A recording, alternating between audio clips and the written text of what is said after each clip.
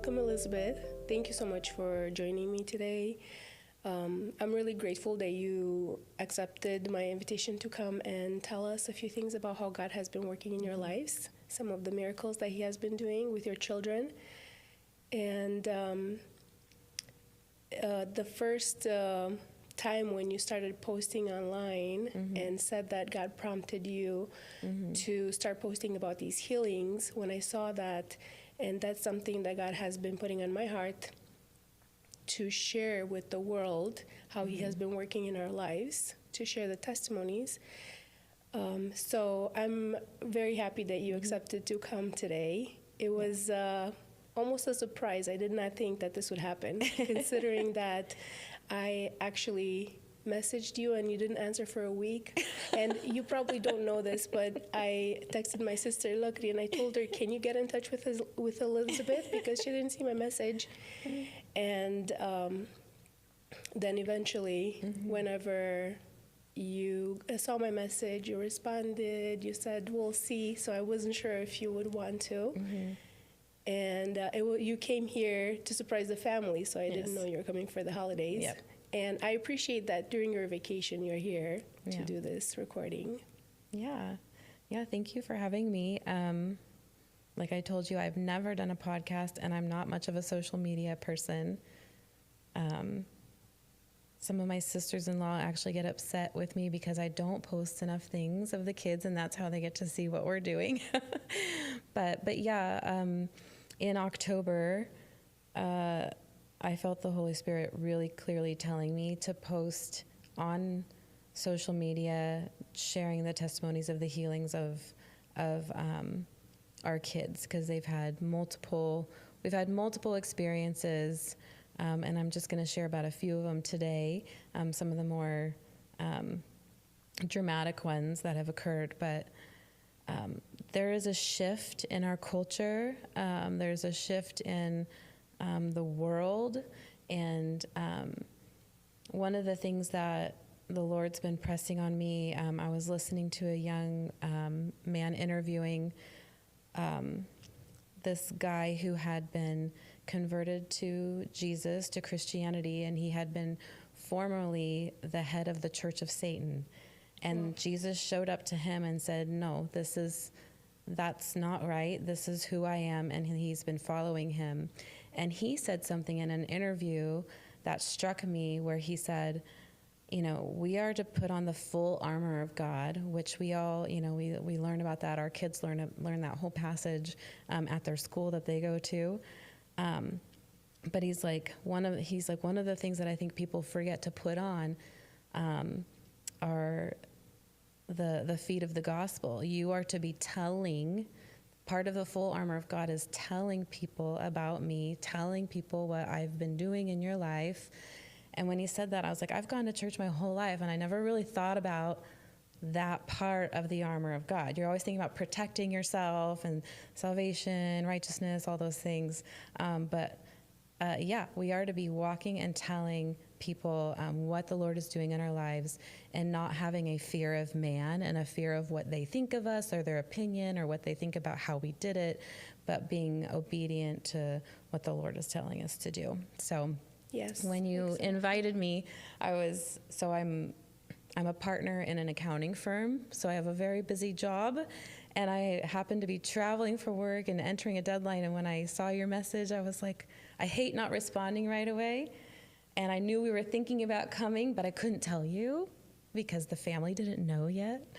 It was a surprise. So it was a surprise, but yeah, I'm glad it all worked out. I'm glad you didn't tell me because I liked the surprise part of it. I actually didn't think this would happen because you're on vacation, you're busy, you're with the family. Some of the kids are sick. Yes. We've all been sick been a little busy week. bit.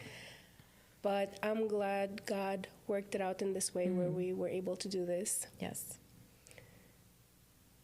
Would you like to start by telling us a few things about yourself, where you were born, your name? Yeah. I'm Elizabeth Sav.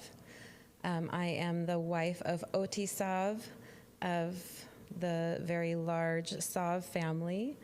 And we've been married 15 years, and we have 4 children, 3 boys and the princess who thinks she rules the house, because she kind of does. I am American. I am not Romanian at all. Înțeleg românește foarte puțin. That's very good. But that's okay. But it's been a huge blessing marrying into the Romanian family and Romanian community. And I'm always struck by the hospitality and love and generosity of the Romanian people. So I am now Romanian by marriage, which I'm happy to be. Yes. Yes. I came to know the Lord growing up as a young girl. I was raised in a Christian home, but it was a young Christian family. My parents were first-generation Christians. So it's been a journey learning about the Lord and learning about all the different layers of Him as I've grown up. Do you remember your first memory of encountering God, God's presence, something that's memorable to you? Yes, I remember the first time I really heard the gospel and accepted it for myself was at a little vacation Bible school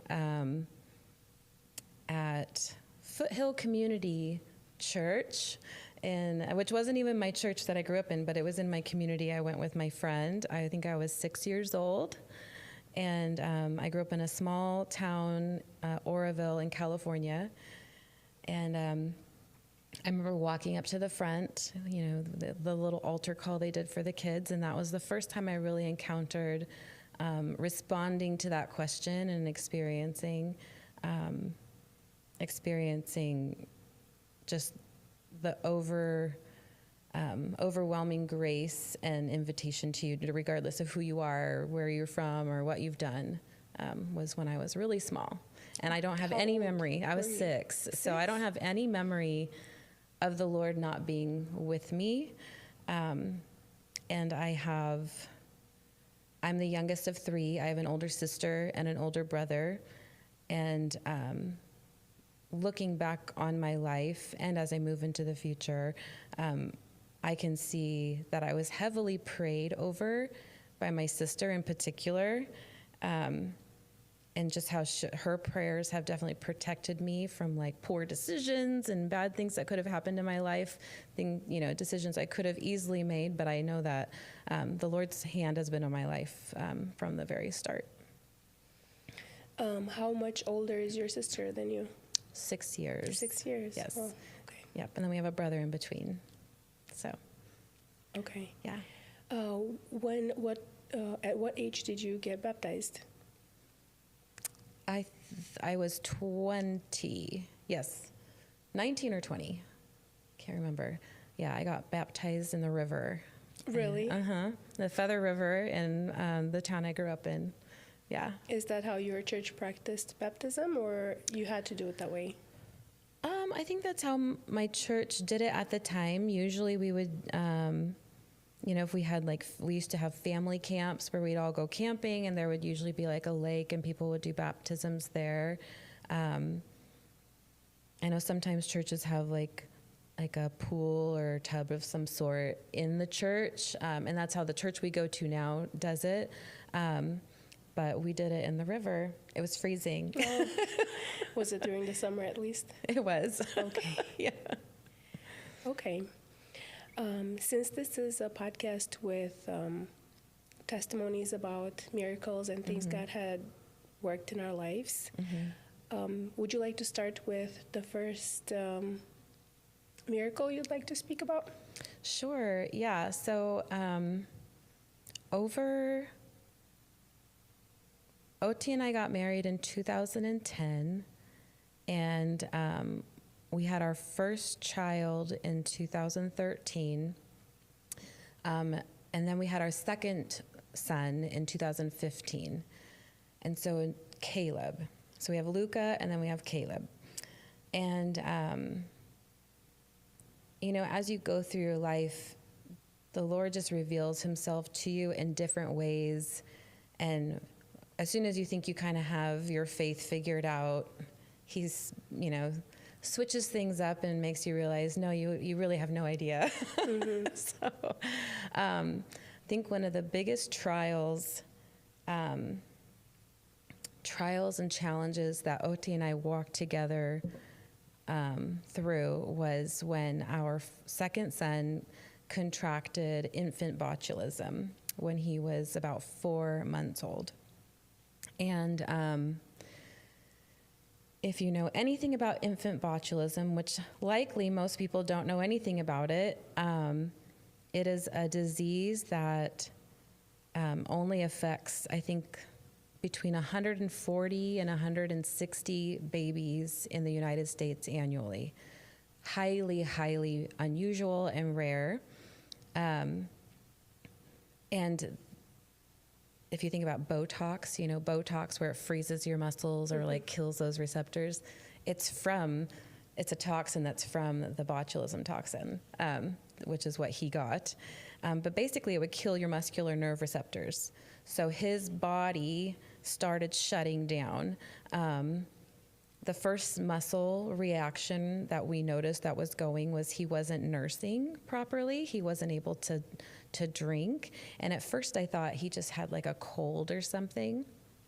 Because, when the baby gets stuffy, he has a hard time eating. And then I realized, that's kind of a long time for him to not be able to eat. And he also stopped complaining. Caleb was our complaining baby, so he was squawky all the time. Always had something to say, never slept through the night. And all of a sudden he slept through the night. And it was actually my birthday. And so I was like, oh, birthday present for mommy. He slept through the night. Little did I know, his body was just slowly shutting down. So in the morning, the next thing we noticed was that he wasn't able to hold his head up properly.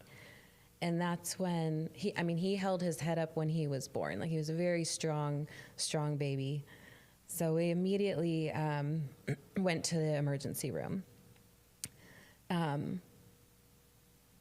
If you find yourself in the emergency room, particularly with your child, it is kind of an out-of-body experience. You're like, why am I here? Because especially for this situation with Caleb, there was nothing wrong with him before. Like, I have pictures of like the day before we like had celebrated my birthday. He's totally normal. And then all of a sudden he's shutting down. So they started running a bunch of labs and tests, just like anytime you're in the ER. And, which in and of itself was horrible because they're putting IVs in his little tiny arm and you're just sitting there helpless, don't know what to do. All of his labs came back normal. So we were in there for like 8 hours to find out that they couldn't figure out what was wrong with him. So he still hasn't eaten for like now 12, 14 hours. He can't hold his head up. His eyelids are starting to droop. And the emergency room doctor was just trying to figure out, do we keep him overnight here or do we send him downtown to where the children's hospital is?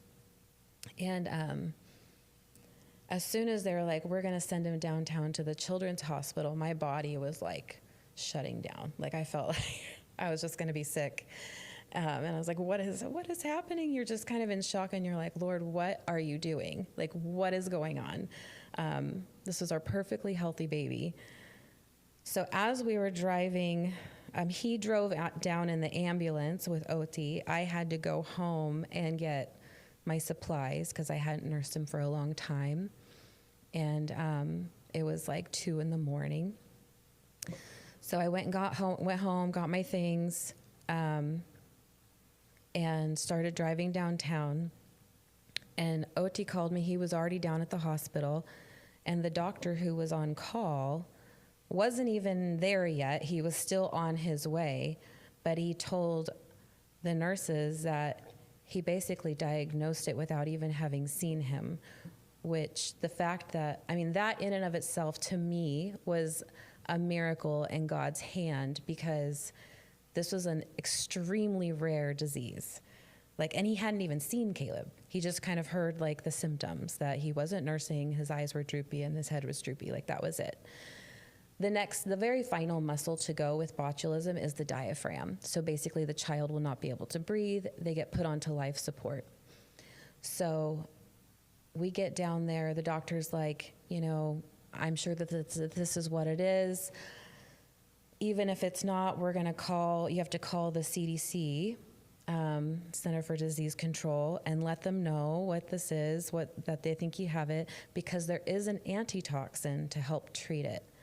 And this antitoxin slowly it won't completely evaporate the toxin in the body, but it will slow it down and start eradicating it so that the muscular nerve receptors can start growing back at a faster pace.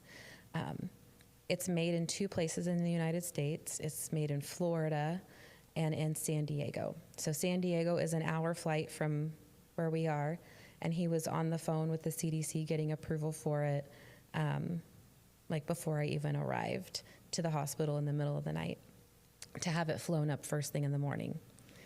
To me, again, that was a miracle, because this is a very expensive antitoxin, an antidote.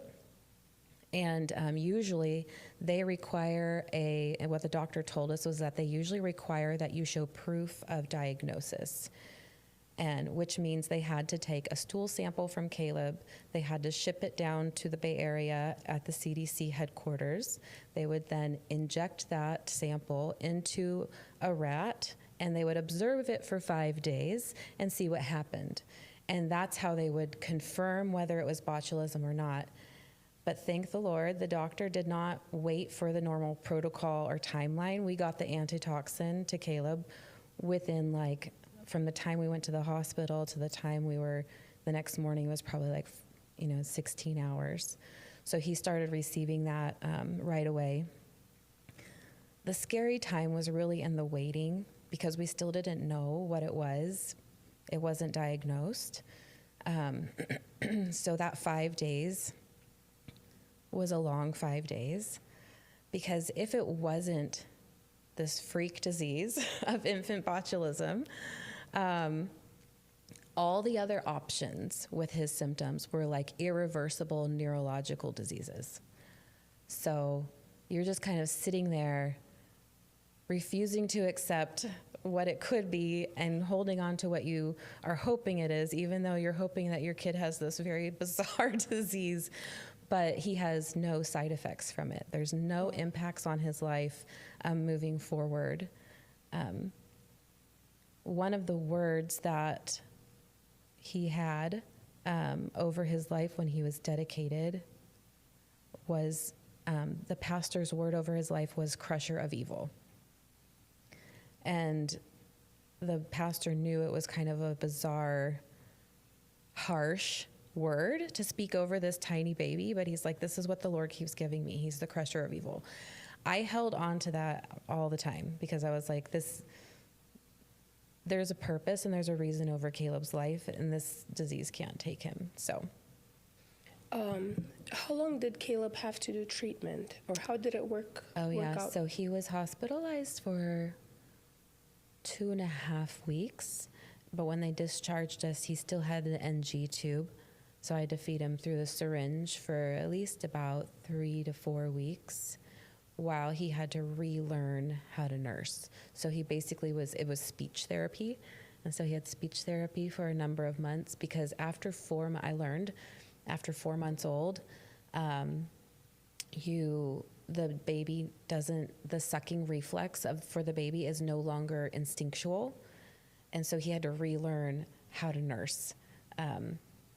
So he came home around 2.5, 3 weeks, but we were feeding him through a syringe, which in and of itself was horrifying, because you had to have your stethoscope on their tummy, poke the little syringe with a bubble to make sure that it was still placed in his stomach, and not so that the tube wasn't somewhere in the lung by accident and then you drown the baby by feeding them. It was it was kind of surreal. Yeah, I think just for perspective, normally children with infant botulism, if they recover without the antitoxin, it's months where they're on life support and then trying to reteach their body. So the fact that he got that treatment so quickly was a huge blessing, miracle in my perspective. And then he underwent physical therapy to relearn how to, sit up, roll over, crawl, all those different things. I think the hardest part was coming home, and I think any parent that's dealt with having a child either with special needs or having to help them through some sort of healing, it's I think one of the things that it taught me was it strengthens your foundation, and you're leaning on the Lord for things that you thought you wouldn't be able to handle.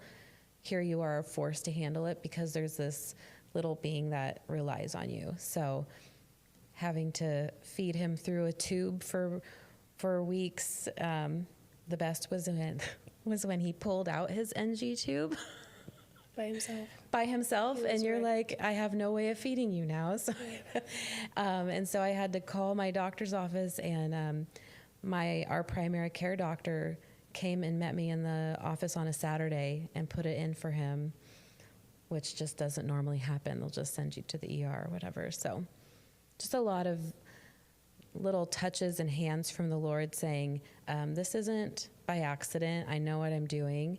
And the fun part about the story, now that it's in the past and we've walked through it, Caleb loves to hear about it. He loves to hear about his miracle. He loves to know that this makes him, it makes him special. And he already knows that the Lord has a plan for him from this experience, even though he was very, very small. Yes, that's amazing. Yeah. Mm-hmm. So my next healing, when I was writing down and kind of remembering back, I was realizing we had like some weird health thing or some sort of healing experience like every 2 years, which now I'm getting a little nervous because the last one was about 2.5 years ago. So I'm like, oh, what are we in for? But the next one had to do with our oldest son. It was in November of had to have been 2018 because he was about to turn 5. Like all little kids, you go through potty training starting like at the age of 2 and all these different things. And there were just certain things that he just kept having lots of accidents or just different issues with his bowels, and we couldn't figure out what was going on. And we would go to the doctor, and they're trying to give us all these different potty training incentives or putting him on these laxatives and all these different things. None of it was working. And by the time we got to 2018, we're like, this isn't normal. And the doctors were like, well, this is all we can really recommend is, having this regular schedule of different medications to try and help him. And I don't want to get into all the details just to not completely embarrass him. But finally, Otu and I were like, well, our church does an annual worship, prayer, and healing night every fall, where the church as a whole goes through a 40-day fast. We all kind of choose what we want to fast from for that 40 days. And then we walk through different devotionals, and every Wednesday is a fast from food as a congregation, and then all just kind of preparing us for this worship, prayer, and healing night where we invite other churches to come in, and there's just prayer teams all over the place, and you come in and just request prayer for whatever it is throughout the night. So we were like, well, let's pray for Luca, because we don't know what else to do, and this isn't acceptable. And that's one of the things that I've learned over the years is you don't have to accept what's being told to you. You can choose to demand something else.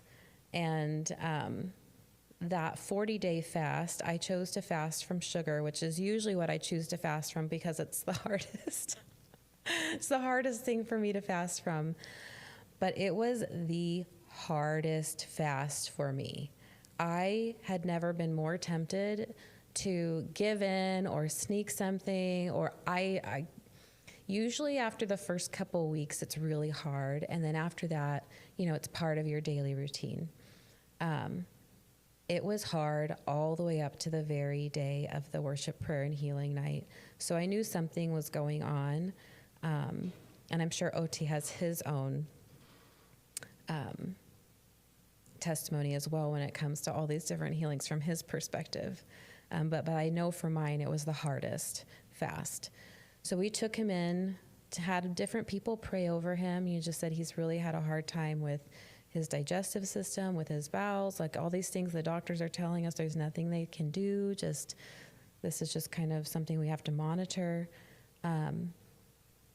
And after that night, he never had an issue again. He was immediately healed on that night. Wow, that's amazing. So, yeah. Praise God. Yep. Yes. I think one of the biggest blessings of walking through something like that, because he was very aware, he turned 5, like right when he was turning 5, that he has this memory and this realization that his God cares about every aspect of his life. Something that seems like so insignificant and not a big deal, from like just potty training a child. No, the Lord was teaching him something, and he remembers it. And I feel like it's definitely something that has shaped him. And like watching your children struggle or like go through something, it's building these little altars in your wilderness, right? To make sure you go back and remember that altar in the wilderness and when you encounter something else. So that's Luca's healing that I'd share. That's amazing. Mm-hmm. Sometimes, the Lord allows certain things to happen, I think, because he wants to walk you through something, to show you something. You're not going to learn. You learn by doing. You learn by struggling through. At least that's how I tend to learn. I've never been good at just learning from a book and applying it. I have to kind of struggle through it and kind of figure it out. So I think that he's definitely been building us as a family, walking us through those things, and us, between OT and me as husband and wife, walking through these experiences together, bonds us, and also our weaknesses are highlighted where the other person's strength comes in to support you, for sure. And then also building community, having people there and allowing people to minister to you. It's always one thing when you get to minister to somebody else, or you get to bring somebody else a meal, or you get to come and pray for someone else, and that's serving them, and that also makes you feel good. It's a whole different experience and a different building of character when you're allowing people to come in and serve you and minister to you when you feel vulnerable. So through those experiences, we've definitely had to realize, there's humility to be learned, and all sorts of life lessons learned when you're not in charge, because you really aren't in charge. Yeah. So. And then you realize that the church is pretty much a family. Yeah. They're there for you when you need help and to encourage you and lift you up. Yeah. And that's really beautiful to experience. Yes. Mm-hmm.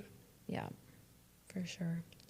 So you said Luca was 5 when you experienced this miracle with him, when he experienced this miracle. Mm-hmm. And you recently posted something about Caleb. Mm-hmm. Did you want to talk about that? Yes. So I recently posted on Instagram / Facebook about a healing that we encountered with Caleb when he was also 5 years old. I think he was 4 or 5.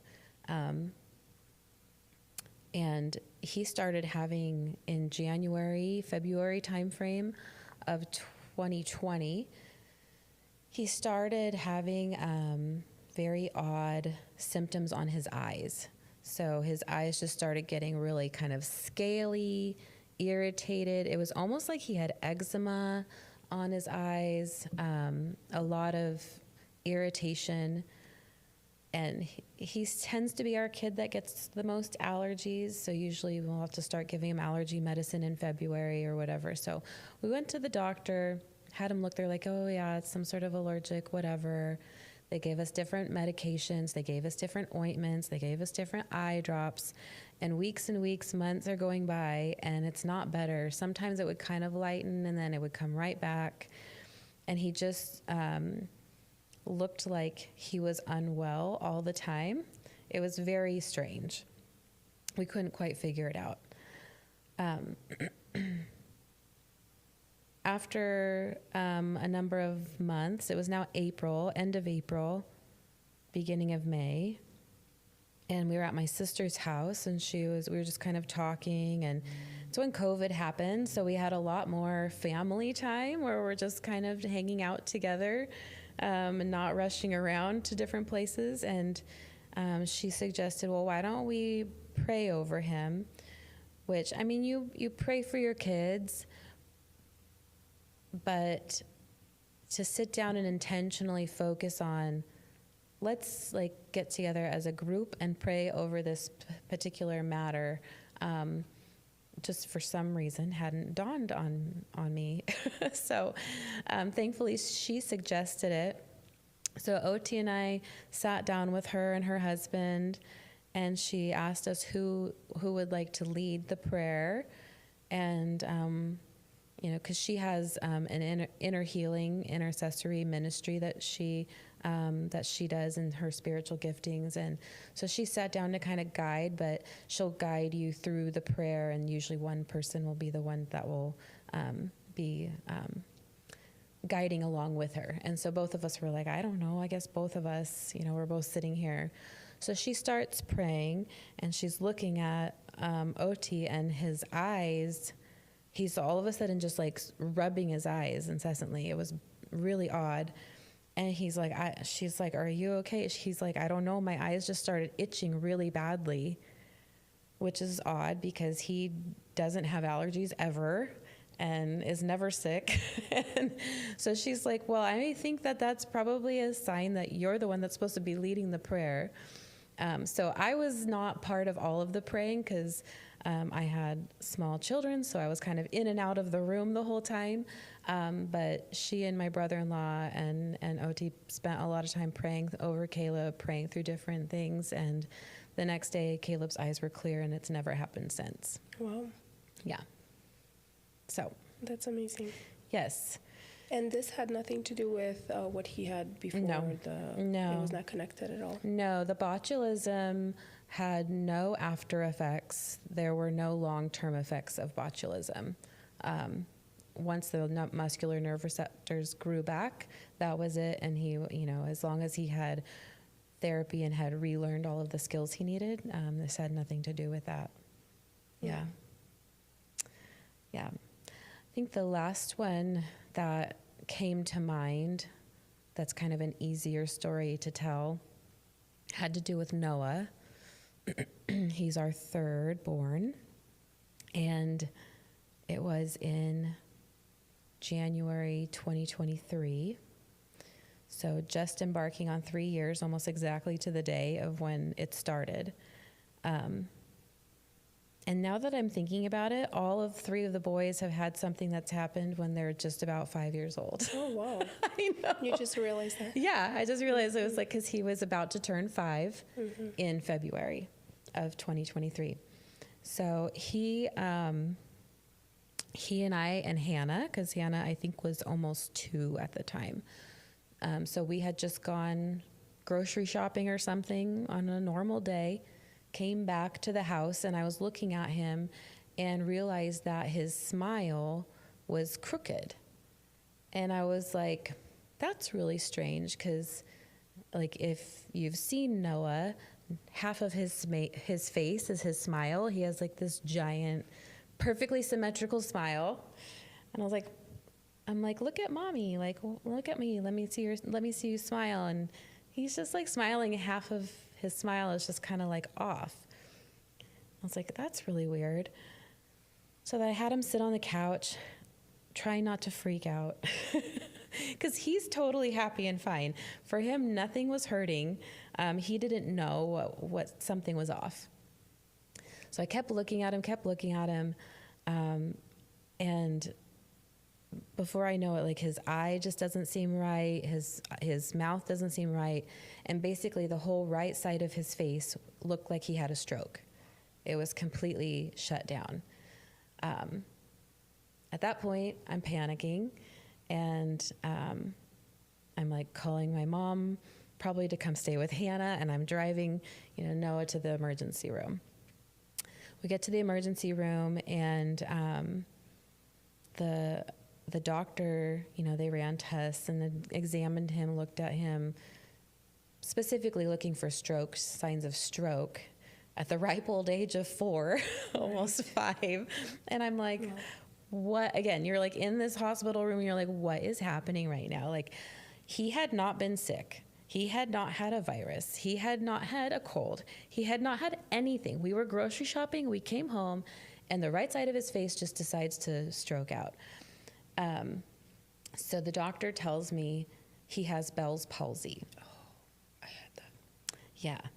So Bell's palsy is not super uncommon in adults for whether it's stress. I know pregnancy can sometimes bring it on, like just different things. I didn't know a lot about it at the time, but I went and looked up more information on it, obviously, because, as soon as you think you have symptoms of some sort with your children, you become Dr. Mom, and you're Googling and chat GPTing all this stuff. This was pre-chat GPT, probably, thankfully. Mm-hmm. And basically 0.001% of children under the age of 5 would have this. Like, this is extraordinarily rare. His pediatrician, they're like, I've never heard of this. We still don't know why. We don't know why he got it. We don't know where it came from. And now thinking back to the different ages of our children when they've had different physical attacks, I'm kind of thinking they're spiritual attacks. I don't want to speak too much about that because I don't know enough about that to elaborate, but it seems like there's a pattern. But the doctor's like, it could take months for him to recover, or years. Or he could never recover. There are people who don't actually recover from Bell's palsy, which as a parent, that's the last thing you want to hear, that your beautiful child's face is going to be half shut down. So again, we were like, we are not accepting this. This is not acceptable. He gave us some medications, but the doctor's like, honestly, this is just kind of what we give.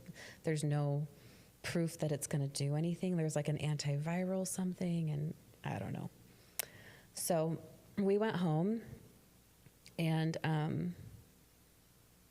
I learned how to tape his eyes shut so he could sleep properly. There's all these different things you need to do, because when the muscles don't work properly, you've got to put an eye patch on at night so he actually sleeps. All this weird stuff.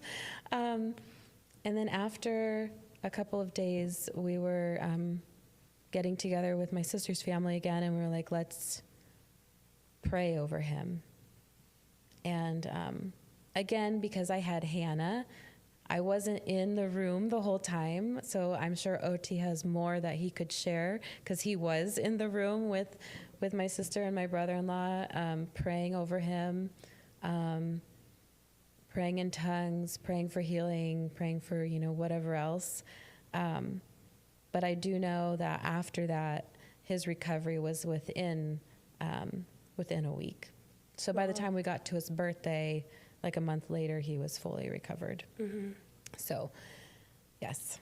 And he continued to take the medication. Do you think that helped? Or? No, because it was like an antiviral medication, and it was just for a couple of days, but he had already finished it before, and that didn't really seem to do anything. And the doctor was very unconvinced. He was like, this is what we give. He's like, there's really no evidence that it's going to do anything. Mm-hmm.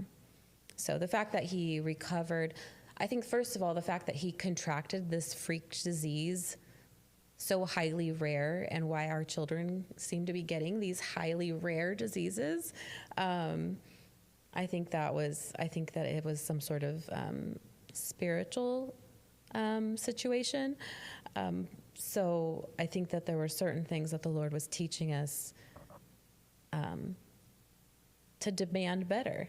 We're not going to accept him to be stuck like this. We're not going to accept months of his life for him to have half of a face. We're not going to accept it. So, and the Lord honored that. How old is Hannah? Hannah is 4.5. She'll be 5 in March. So Hannah is, she's our girl who has not had any medical anything and no medical issues at all.